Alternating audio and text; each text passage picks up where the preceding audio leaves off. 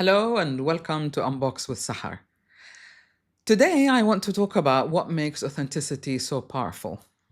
Have you noticed how often this term authenticity is used today? Authentic leadership, authentic brands, authentic relationships, authentic communication. It has become one of the most overused terms in personal development, in social media, as well as in business. Yet, despite all these conversations, many people struggle to be authentic, struggle to understand what it is to be authentic.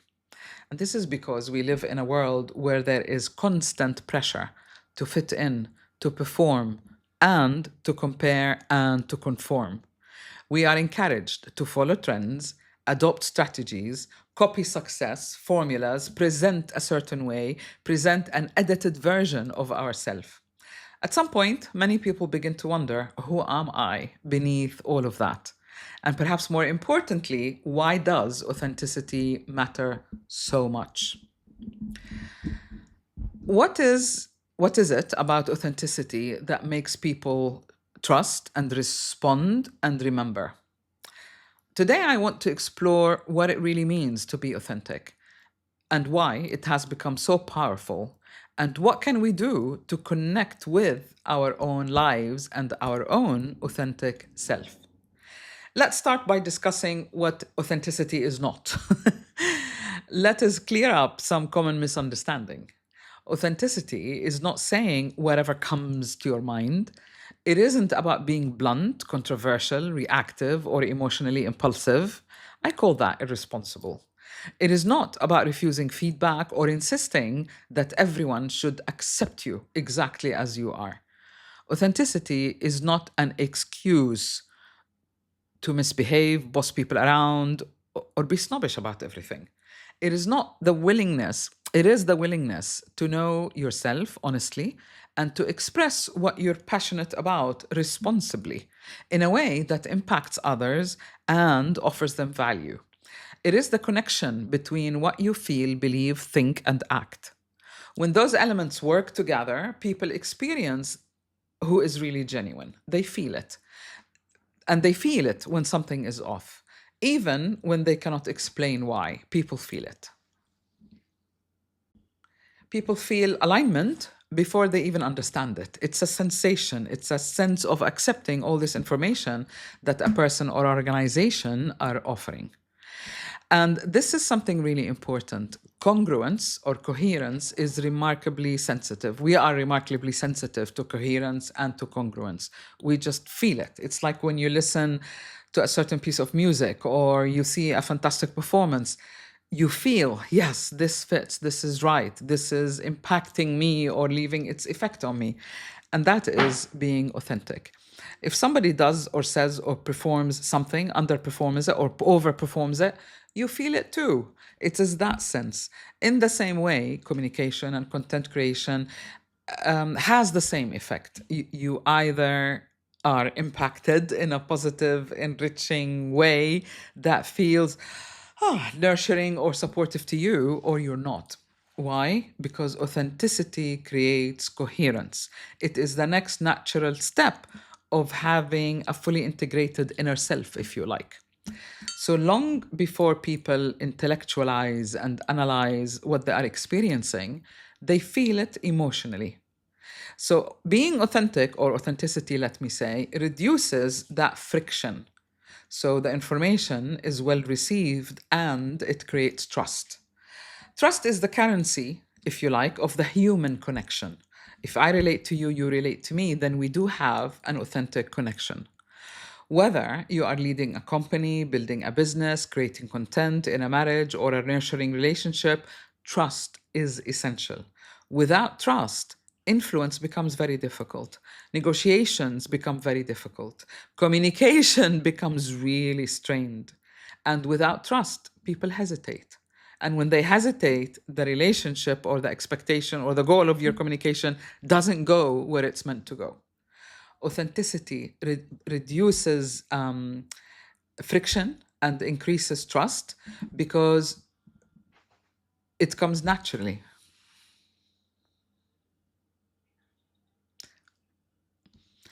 Authenticity builds trust because it reduces uncertainty. So people naturally trust you. They know where you stand, they know where they stand, and they know who you are and what you represent. And it makes the whole transaction, whether it's business or personal, go really smoothly. They know what you value. They know which version of you that they're going to meet when they see you in person. This doesn't mean you have to be perfect. In fact, perfection creates a distance between expectation and reality. So there's no need to be perfect, but there is every need to be genuine in the way that you express yourself. Because people connect with people, they don't connect with perfection, they connect with humanity. Authenticity gives people permission to relax so that they're not trying to figure out or be someone else. That would be the cost of this connection. Many people assume that authenticity is something they either have or they have not. It isn't. Performance is. If you practice hard enough, you become a perfect performer. Many people assume that authenticity is something they either have or they don't have. I see it differently. Most people are authentic as children. Think of how children act without a filter, but they're being genuine in their responses. And then life happens.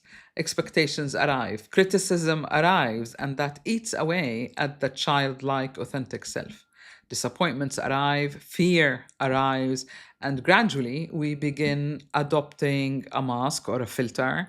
We begin to see ourselves or the need to gain approval, and that changes how we express ourselves in the world. Over time, some people become so focused on who they think they should be that they lose this connection that they may already have with people. And this is why some personal brands fail and others succeed, because it creates an internal friction. When you're trying to be something that you're not, people are not dumb, they feel it. Consumers are not dumb, they feel it. Your friends, your clients, your partners feel it. But what happens is when you become exhausted because you're trying to perfect something, you can no longer be genuine. So you might be visible, but you're really unseen. People are not touched by what you value, what you offer, by the value that you offer. So the problem becomes misalignment when part of you is living one life and then the other part is quietly living and doing something else. Authenticity, if you like, is the result of the BEMA framework that I have developed. Because I recognize people are multidimensional.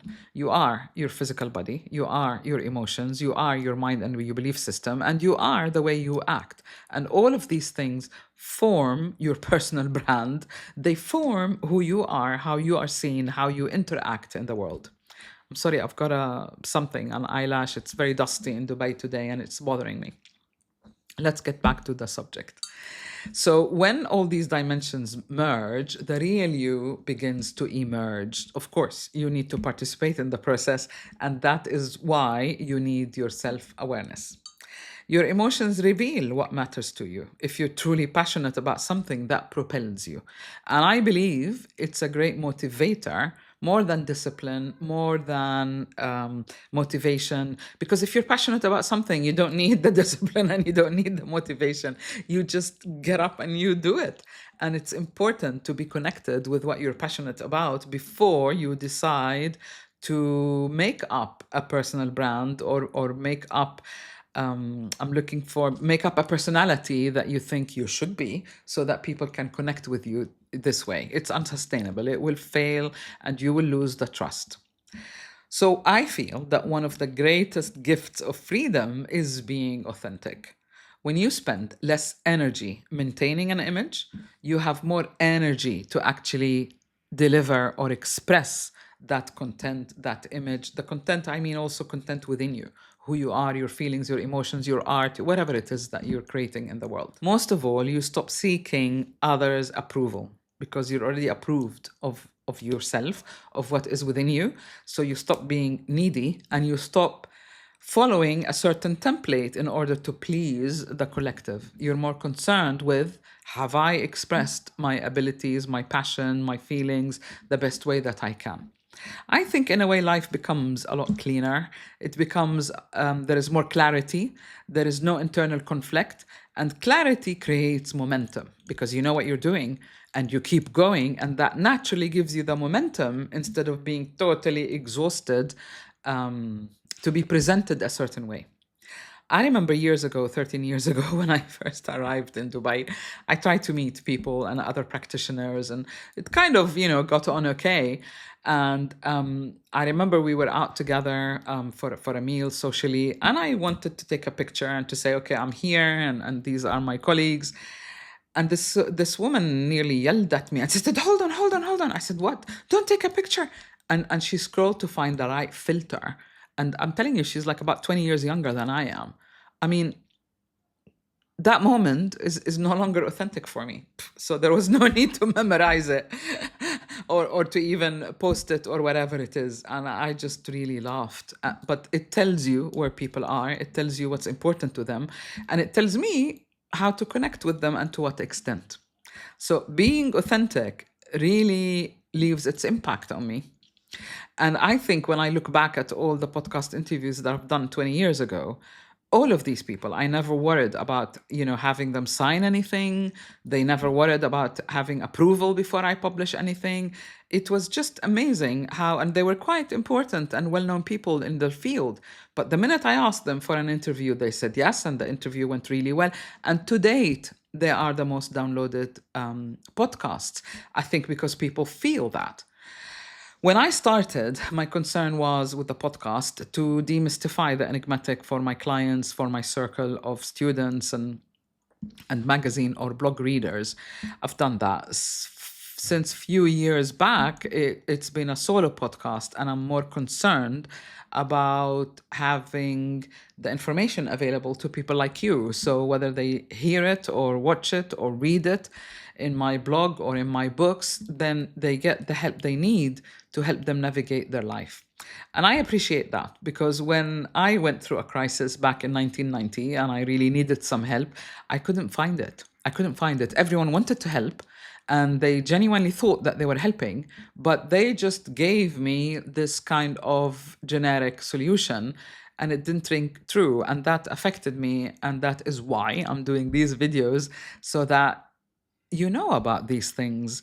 And I hope that you will get to be as authentic as you can, according to your level of awareness, in what you do and in the life that you live, because it isn't a good thing to have a lot of pressure on yourself to be perfect. I think it only brings more stress and more migraine. And I see a lot of people really stressing over having the perfect personal brand on social media, that they truly miss the gifts that they are born with. Perhaps the most important thing is that authenticity allows you to build a life without a lie, to be genuine all the time, to be yourself, to hook up or resonate with people who are already like you. And somehow that opens up the pathways so that you enjoy your life and you achieve your goals. And what's wrong with that? So the version that is aligned is the one where your body, your emotions, your beliefs, your actions are congruent. They come natural, they unfold naturally. And that is where authenticity lives.